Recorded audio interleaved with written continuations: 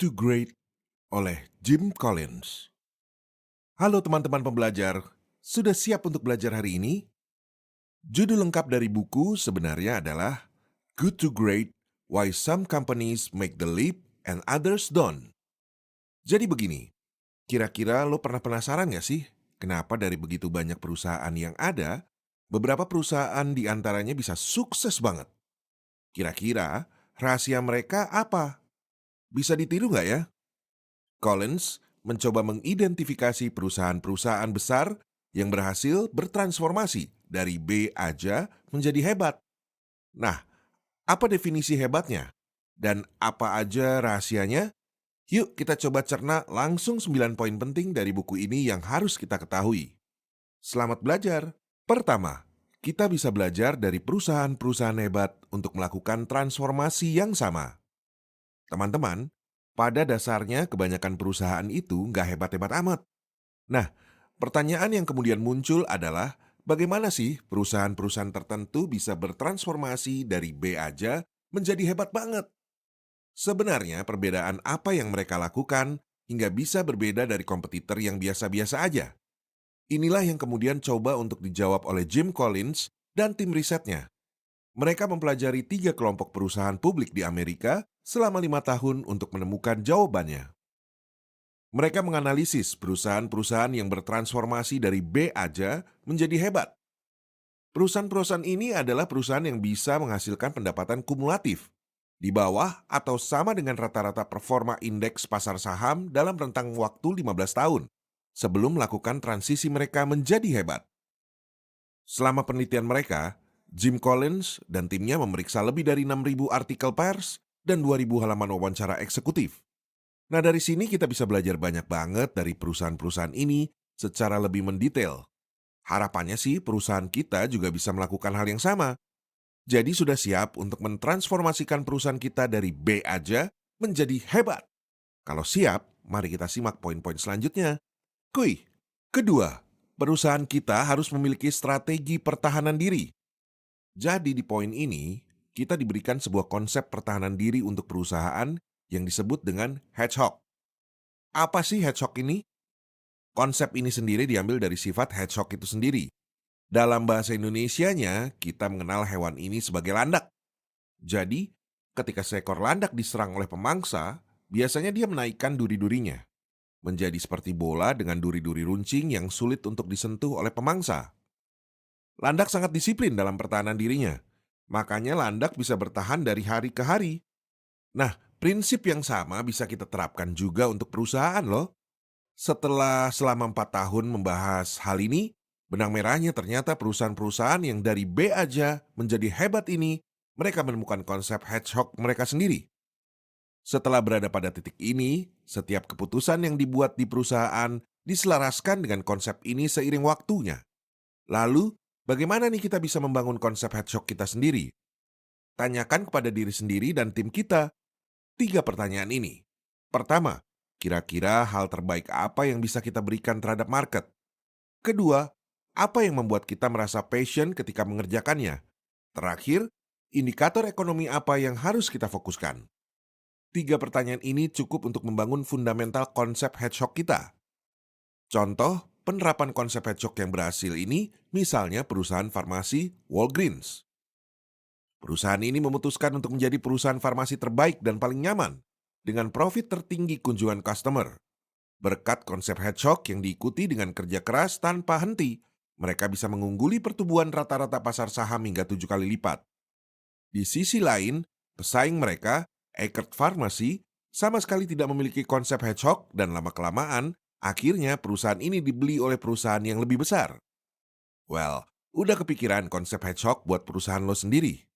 Ketiga, perubahan besar adalah hasil dari perubahan-perubahan kecil ke arah yang benar. Kalau lo berpikir perusahaan-perusahaan tertentu cenderung mengalami peningkatan drastis dalam waktu singkat, well, coba pikir-pikir lagi. Perusahaan seperti Apple aja sempat mengalami krisis loh. Sampai-sampai Steve Jobs sempat dikudeta dari jabatan CEO. Atau lo semua mungkin udah kenal Marvel kan? Itu loh perusahaan yang mengeluarkan film-film superhero paling hits di zaman sekarang. Tahu nggak kalau mereka juga sebenarnya pernah bangkrut? Nah, Konsep hedgehog tadi sebenarnya memiliki banyak manfaat. Salah satunya sebagai motivasi yang positif serta mendorong pergerakan yang progresif. Sama seperti waktu kita mendorong roda, meskipun di awal agak berat, tapi lama-kelamaan kecepatannya terakumulasi dan akhirnya menjadi lebih mudah. Di bisnis, titik ini adalah momentum di mana sebuah perusahaan menghasilkan sesuatu terobosan. Nggak percaya? Contohnya nih, perusahaan Nucor, produsen baja yang berhasil memiliki pertumbuhan hingga 5 kali lipat dibanding pertumbuhan rata-rata pasar saham. Jadi pada tahun 1965, Nucor hampir bangkrut. Akhirnya mereka mempelajari bahwa ternyata perusahaan mereka bisa membuat baja yang lebih bagus dan lebih murah dari orang lain. Jika dengan pabrik-pabrik mini, proses produksi baja pun diperbaiki sehingga dapat menekan harga dan juga lebih fleksibel. Pada tahun 1975, CEO Nucor, Ken Iverson menyadari kalau mereka bisa menjadi perusahaan yang menguntungkan di Amerika Serikat jika terus disiplin menggunakan strategi yang sama. Meskipun butuh waktu lebih dari 20 tahun, tapi finally kesampaian juga tujuan mereka. Apa yang bisa kita pelajari dari sini, teman-teman? Kita bisa belajar bahwa perubahan-perubahan kecil yang konsisten ke arah yang benar dapat menjadi sesuatu yang besar hanya jika kita mampu konsisten dan komitmen dalam jangka panjang. Keempat, gunakan teknologi untuk mencapai tujuan, bukan menjadi tujuan itu sendiri. Ketika kita berbicara tentang pertumbuhan perusahaan, teknologi sama sekali tidak dapat dipisahkan dari proses pertumbuhan dan transformasi itu sendiri. Ada begitu banyak perusahaan-perusahaan yang dalam sejarah timbul dan hilang berkat dampak dari perkembangan teknologi. Perusahaan-perusahaan yang mampu beradaptasi dengan matang biasanya cenderung memiliki kemungkinan survivability yang lebih besar. Nah, ketika kita berkaca kepada perusahaan-perusahaan hebat, biasanya mereka tidak membiarkan teknologi mendikte kemana arah fundamental perusahaan. Kenapa? Ya karena teknologi itu tren, jadi sifatnya sementara, sedangkan tujuan utama perusahaan jauh lebih panjang jangkanya. Mereka melihat teknologi sebagai alat untuk mencapai tujuan, bukan malah sebaliknya. Perusahaan pembanding atau kita sebut perusahaan yang B aja tadi, sering merasa teknologi sebagai ancaman dan khawatir ketinggalan. Mereka tergesa-gesa mengadopsi teknologi yang ada tanpa benar-benar melakukan perencanaan yang matang. Triknya adalah ketika dihadapkan dengan teknologi, perusahaan hebat selalu mempertimbangkan apakah teknologi terkait dapat mempercepat tujuan awal mereka atau tidak. Jika ya, mereka akan fokus atau bahkan menjadi pelopor penggunaan yang masif terhadap teknologi terkait. Kelima, pemimpin level 5 akan mendorong transformasi perusahaan B aja ke hebat dengan sukses. Kalau lo udah pernah menyelesaikan buku Five Levels of Leadership-nya John C. Maxwell, bagian ini akan terdengar lebih relevan untuk dimengerti. Semua perusahaan yang bertransformasi dari B aja ke hebat itu terekspos dengan kepemimpinan di level 5. Buat lo yang belum tahu, intinya pemimpin yang berada di level 5 tidak hanya ambisius atas nama perusahaan, tapi pada saat yang sama mereka tetap rendah hati, jadi mereka memimpin perusahaan dengan lebih bijak, gesit, dan penuh tanggung jawab. Kita ambil contoh misalnya Darwin Smith. Dia mampu mengubah Kimberly-Clark menjadi salah satu perusahaan paper consumer good terkemuka di dunia. Nah, meskipun dengan kesuksesan seperti itu, dia nggak pamer, merasa seperti pahlawan atau selebriti. Malah dia berpakaian apa adanya, pergi liburan masih sempat liburan ke ladang pertanian, dan juga masih mau mengobrol dengan tukang ledeng atau tukang listrik. Se-down to earth itu. Sedangkan 2 dari 3 CEO perusahaan pembanding punya ego besar yang sangat kontraproduktif untuk kesuksesan jangka panjang perusahaan. Jadi, kita bisa belajar bahwa siapapun kita dan sesukses apapun kita nggak boleh seperti kacang lupa kulit ya teman-teman. Keenam, orang yang tepat di tempat yang tepat adalah fondasi dari sebuah kehebatan. Yes, the right man at the right place. Transformasi perusahaan dari B aja menjadi hebat selalu dimulai dengan memasukkan orang yang tepat ke dalam perusahaan dan menyingkirkan orang yang salah. Perusahaan-perusahaan yang berhasil melakukan transformasi ini biasanya lebih fokus untuk menemukan orang-orang dengan karakter yang tepat daripada hanya sekedar memiliki kemampuan profesional. Loh, memang kenapa? Ya dikarenakan orang yang tepat selalu bisa dilatih dan dididik. Biasanya ketika perusahaan memiliki orang yang tepat, mereka tidak khawatir bagaimana harus memotivasi orang-orang ini bahkan ketika tantangan pekerjaannya cukup mengerikan. Inilah yang kemudian bisa membangun dan menciptakan lingkungan di mana para pekerja keras bisa berkembang dan para pekerja yang malas akan hengkang dari perusahaan. Ketika perusahaan yang berhasil melakukan transformasi ini menyadari mereka punya orang yang salah di dalam perusahaan, mereka akan segera bertindak. Entah itu mengganti posisi mereka ke posisi yang lebih cocok atau langsung dipecat. Intinya, orang yang tepat akan menemukan jalan menuju kesuksesan. Inilah yang dilakukan Dick Huley saat mengambil alih posisi CEO Wells Fargo. Dia sadar kalau dia sendirian akan sulit untuk memahami perubahan besar yang terjadi setelah deregulasi industri perbankan. Dia berpikir kalau dia bisa mendapatkan talent terbaik di industri ini bergabung dengan Wells Fargo, maka mereka akan menemukan cara untuk bisa berhasil. Ternyata dia benar dong. Sampai-sampai Warren Buffett bilang kalau mereka adalah tim manajemen terbagus dalam bisnis. Karena ya terlepas dengan tantangan yang ada, tetap bisa membuat perusahaan berjalan dengan baik dan makmur. Keren banget gak sih? Ketujuh, hadapilah kenyataan tanpa kehilangan keyakinan. Di sini disebutkan ada yang namanya paradoks Stockdale. Jadi paradoks ini dinamai atas nama seorang laksamana Amerika Serikat yang sempat ditangkap selama Perang Vietnam. Well, pada saat perang ini, ketika seorang perwira tinggi ditahan di penjara yang disebut dengan Hanoi Hilton, biasanya orang itu disiksa berulang kali dan gak ada yang tahu apakah ia kira-kira akan tetap hidup atau tidak.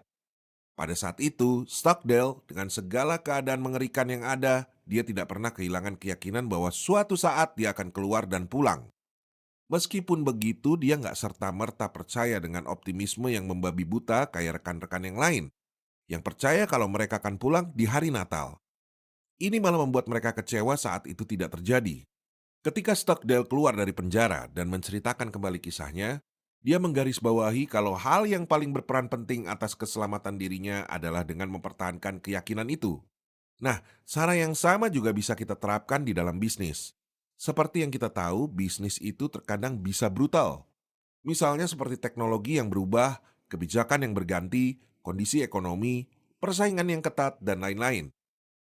Perusahaan harus berani berhadapan dengan fakta yang ada daripada berpura-pura seolah-olah tidak ada masalah sama sekali. Inilah yang dilakukan oleh Kimberly Clark, teman-teman. Saat perusahaan sekelas Procter and Gamble atau P&G mencoba untuk masuk ke pasar barang-barang yang berbasis kertas, ada Kimberly Clark dan Scott Paper sebagai dua pemain utama di industri ini bereaksi dengan cara yang berbeda. Meskipun sebenarnya Scott Paper saat itu adalah market leader di industri ini, mereka merasa terintimidasi dengan persaingan ketat ini. Mereka berpikir kalau mereka tidak akan pernah bisa bersaing dengan raksasa sekelas P&G. Scott Paper mati-matian mencoba melakukan diversifikasi produk di kategori di mana mereka tidak harus bersaing dengan P&G. Itu Scott Paper. Tahu nggak Kimberly Clark reaksinya bagaimana? Mereka menikmati banget kesempatan untuk bisa bersaing dengan yang terbaik. Bahkan sempat mengadakan momen mengheningkan cipta untuk P&G dalam salah satu pertemuan eksekutif mereka. Well, lo bisa bayangkan 2 dekade kemudian, Kimberly Clark malah membeli Scott Paper dan mendominasi P&G dalam 6 kategori produk. Gokil parah! Kedelapan, lingkungan kerja yang baik adalah di mana hal-hal yang tidak nyaman sekalipun dapat dibeberkan tanpa ragu-ragu demi kemajuan bersama. Bicara soal kemajuan, seperti kita yang bicarakan di poin sebelumnya, faktor terbesar yang mempengaruhi ini salah satunya adalah kepemimpinan.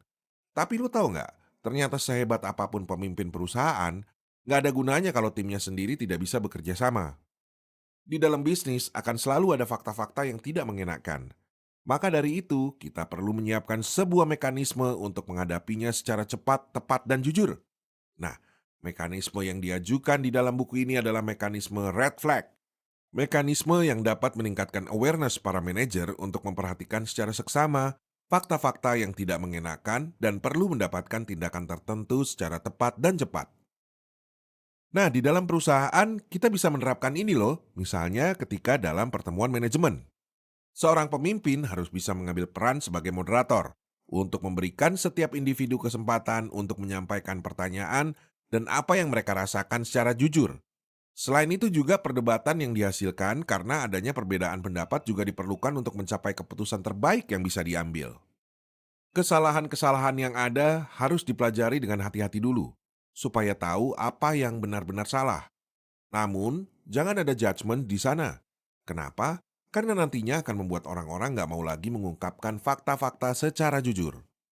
Jadi perusahaan yang berhasil bertransformasi dari B aja ke hebat Bukan karena mereka punya informasi yang lebih baik dari kompetitornya, tapi mereka menghadapi apapun secara jujur. Kesembilan, disiplin. Nah teman-teman, kita udah tahu hampir semua informasi yang dibutuhkan untuk bisa membawa perusahaan kita bertransformasi dari B aja menjadi hebat. Satu hal terakhir yang perlu kita ketahui dan lakukan adalah disiplin. Ya, disiplin. Tanpa disiplin, mungkin semua ini akan sia-sia teman-teman. Kita bisa lihat tadi sebagaimana perusahaan baja seperti Nucor dan perusahaan produk berbasis kertas seperti Kimberly-Clark dapat menjadi pemenang dalam industrinya masing-masing dalam waktu yang tidak sebentar. 20 tahun untuk mencapai dan mempertahankan tujuan utama mereka. Nah, perusahaan-perusahaan yang berhasil bertransformasi dari B aja menjadi hebat, biasanya memiliki banyak orang-orang yang memang memiliki ketekunan tinggi. Mereka menggunakan prinsip kerja yang sederhana, konsep hedgehog yang diterapkan oleh perusahaan mereka masing-masing. Selain itu, kita juga harus hati-hati dalam memilih pemimpin perusahaan karena bisa menjadi faktor kunci dalam keberhasilan perusahaan. Kita ambil contoh Stanley Gold, CEO Rubbermaid. Dia mengakui kalau dia adalah seorang diktator dan mengharapkan para manajernya untuk bekerja dalam waktu 80 jam yang sama dengan minggu yang dia lakukan.